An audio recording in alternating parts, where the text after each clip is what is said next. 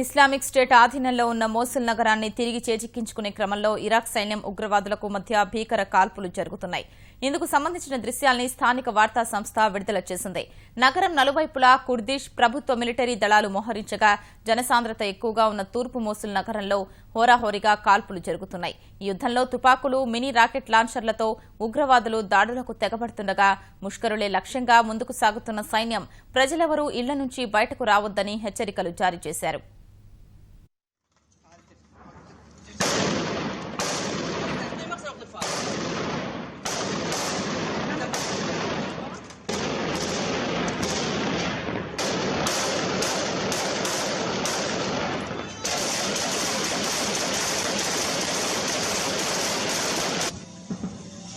حجي والله زينه الاخبار زينه بس ما قاعد اقدر اطلع على المكان.